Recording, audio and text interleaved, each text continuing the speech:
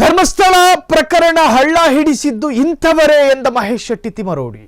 ಹಿಂದೆಂದೂ ಬಿಚ್ಚಿಡದ ಸ್ಫೋಟಕ ಮಾಹಿತಿಯನ್ನ ತಿಮರೋಡಿ ರಿವೀಲ್ ಮಾಡಿದ್ದಾರೆ. ವ್ಯಭಿಚಾರ ನಡೆದಿರುವುದು ನಿಜ, ಅನಾಚಾರವು ನಡೆದಿರುವುದು ನಿಜ, ಬಡ್ಡಿ ಅವ್ಯವಹಾರ ನಡೆದಿರುವುದು ಸತ್ಯ. ಹಿಂದೆಂದೂ ಕೂಡ ತಿಮರೋಡಿ ಬಾಯಲ್ಲಿ ಈ ತರಹದ್ದೊಂದು ಮಾಹಿತಿ ಬಂದಿರೋದನ್ನು ನಾವು ಗಮನಿಸಿಲ್ಲ. ವ್ಯಭಿಚಾರ, ಅನಾಚಾರ, ಬಡ್ಡಿ ವ್ಯವಹಾರ ನಡೆದಿರುವುದು ಸತ್ಯ.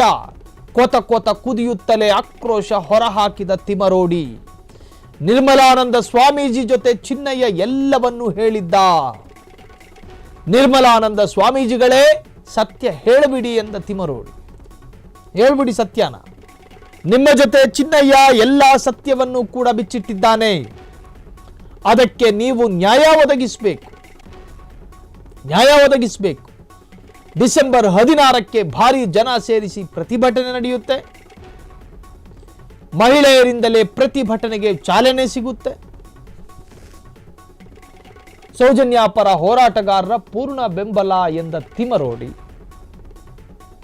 ಧರ್ಮಸ್ಥಳ ಪ್ರಕರಣ ಹಳ್ಳ ಹಿಡಿಸಿದ್ದು ಇಂಥವರೇ ಎಂದ ತಿಮರೋಡಿ. ಧರ್ಮಸ್ಥಳ ಹೆಣವೂತ ಪ್ರಕರಣ ತನಿಖೆ ನಡೆಯುತ್ತಿದೆ. ಮಧ್ಯದಲ್ಲಿ ತನಿಖೆ ನಿಂತಿತ್ತು. ಅದಾದ ನಂತರ ಹೈಕೋರ್ಟ್ ತನಿಖೆ ಮುಂದುವರಿಸೋದಕ್ಕೆ ಅನುಮತಿಯನ್ನ ಕೊಡ್ತು.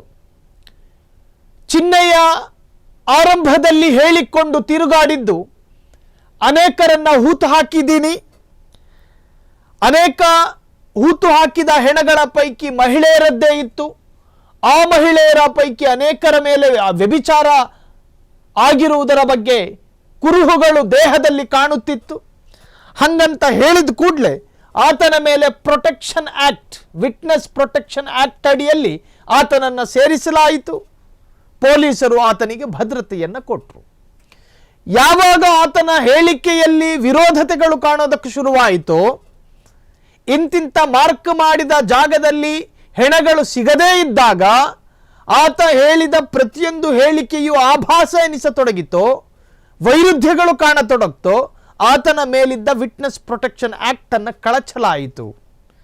ಅದಾದ ನಂತರ ಆತನನ್ನು ಆರೋಪಿ ಎಂದು ಕನ್ಸಿಡರ್ ಮಾಡಿ ಆತನನ್ನ ನ್ಯಾಯಾಲಯದ ಅನುಮತಿಯಂತೆ ಆತನನ್ನ ನ್ಯಾಯಾಂಗ ಬಂಧನದಲ್ಲಿ ಇಡಲಾಯಿತು, ಶಿವಮೊಗ್ಗದ ಕಾರಾಗೃಹದಲ್ಲಿ. ಅದಾದ ನಂತರ FSLಗೆ ಕಳುಹಿಸಿಕೊಡಲಾಗಿದ್ದ ಕೆಲ ಅಸ್ಥಿಪಂಜರಗಳ ವರದಿಗಳು ಬರೋದು ವಿಳಂಬ ಆಯಿತು. ಅದಾದ ನಂತರವೂ ಕೂಡ ಒಂದಷ್ಟು ಡೆವಲಪ್ಮೆಂಟ್ಗಳು ನಡೆಯಿತು. ಈ ತನಿಖೆ ಅರ್ಧಕ್ಕೆ ಸ್ಥಗಿತ ಆಯಿತು, ಅದಕ್ಕೆ ತಡೆ ತಂದ್ರು. ಅದಾದ ನಂತರ ಹೈಕೋರ್ಟ್ ಮೊರೆ ಹೋದ ಸೌಜನ್ಯ ಪರ ಹೋರಾಟಗಾರರು. ಸೌಜನ್ಯ ಪರ ಹೋರಾಟಗಾರರ ಮೇಲೆ ಪೊಲೀಸರು ಸುಖಾಸುಮ್ಮನೆ FIR ದಾಖಲಿಸಿದ್ದು ಮಾತ್ರವಲ್ಲದೆ ಅವರನ್ನ ನಿರಂತರ ವಿಚಾರಣೆಯ ಹೆಸರಿನಲ್ಲಿ ಕಿರುಕುಳ ಕೊಡುತ್ತಿದ್ದಾರೆ ಅನ್ನೋ ಆರೋಪ ಸೌಜನ್ಯ ಪರ ಹೋರಾಟಗಾರರಿಂದ ವ್ಯಕ್ತವಾಯಿತು. ಆ ಕೇಸನ್ನ ಅಥವಾ ಆ ವಿಚಾರಣೆಯಿಂದ ತಪ್ಪಿಸಿಕೊಳ್ಳೋದಕ್ಕೆ ಕೋರ್ಟ್ ಮೊರೆ ಹೋದ್ರು. ಕೋರ್ಟ್ ಅವಕಾಶ ಕೊಡ್ತು. ಸೌಜನ್ಯ ಪರ ಹೋರಾಟಗಾರರಿಗೆ ವಿಚಾರಣೆಯ ಹೆಸರಿನಲ್ಲಿ ನೀವು ಕಿರುಕುಳ ಕೊಡಕೂಡದು, ಕಾರಣ ಅರ್ಜಿದಾರರು, ದೂರುದಾರರಿಗೆ ಈ ಡೆಮಾಕ್ರಸಿ ಸಿಸ್ಟಮ್ನಲ್ಲಿ ಗೌರವ ಇದೆ. ನಮ್ಮ ಪ್ರಜಾಪ್ರಭುತ್ವ ವ್ಯವಸ್ಥೆಯಲ್ಲಿ ಒಂದು ಪ್ರತ್ಯೇಕವಾದಂಥ ತತ್ವ ಆದರ್ಶಗಳಿದ್ದಾವೆ. ಕಂಪ್ಲೇನೆಂಟ್ಗಳು ಇರ್ತಾರೆ ನೋಡಿ, ದೂರುದಾರರು, ಅವರಿಗೆ ಅವರದೇ ಆದಂಥ ಗೌರವಗಳನ್ನು ಕೊಡಬೇಕು.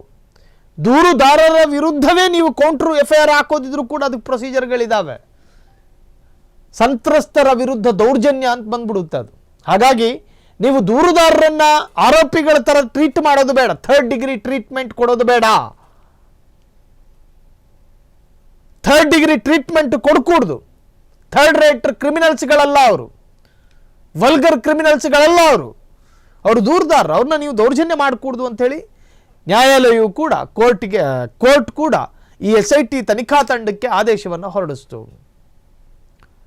ಈಗ ತಿಮರೋಡಿ ಕೊಟ್ಟಿರ್ತಕ್ಕಂಥ ಹೇಳಿಕೆಯಲ್ಲಿ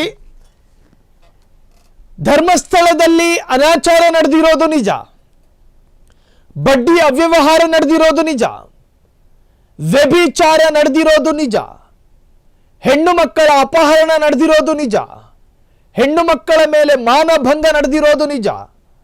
ಸಾಕ್ಷಿ ನಾಶದ ಹೆಸರಿನಲ್ಲಿ ಹೆಣ್ಣು ಮಕ್ಕಳನ್ನ UDR ಮಾಡದೆ ಹೂತು ಹಾಕಿರೋದು ನಿಜ. ಅದರ ವಿರುದ್ಧ ಧ್ವನಿ ಎತ್ತುವವರ ಮೇಲೆ ದೌರ್ಜನ್ಯ ಎಸಗ್ತಾ ಇರೋದು ನಿಜ. ಕಾನೂನು ದುರ್ಬಳಕೆ ಮಾಡಲಾಗ್ತಾ ಇದೆ. ದೇಶದ ಕಾರ್ಯಾಂಗದ ಮೇಲೆ ನನಗೆ ನಂಬಿಕೆ ಇಲ್ಲ ಅಂತ ಹೇಳ್ತಾರೆ ತಿಮರೋಡಿ. ಕಾರ್ಯಾಂಗ ಅಂದರೆ ಕಾರ್ಯಾಲಯ.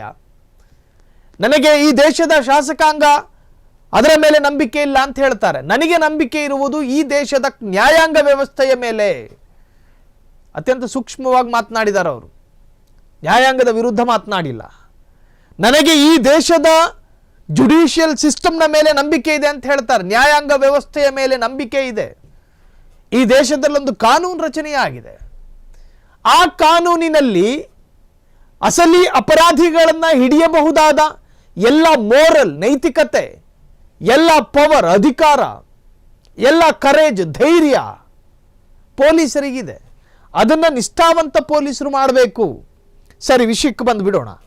ಇನ್ನು ಚಿನ್ನಯ್ಯ ಎನ್ನುವಂತಹ ಸಾಕ್ಷಿದಾರ ನಿರ್ಮಲಾನಂದ ಸ್ವಾಮೀಜಿಯನ್ನ ಭೇಟಿ ಮಾಡಿದ್ದ.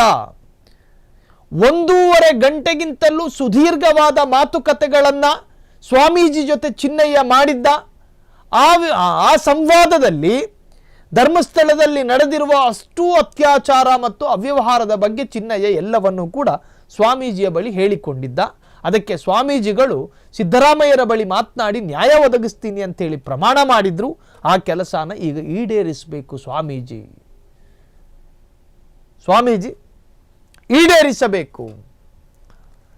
ಅವತ್ತು ಮಾತು ಕೊಟ್ಟಿದ್ದಾರೆ ಅವರು, ನಾನು ನ್ಯಾಯ ಒದಗಿಸ್ತೀನಿ ಅಂತ.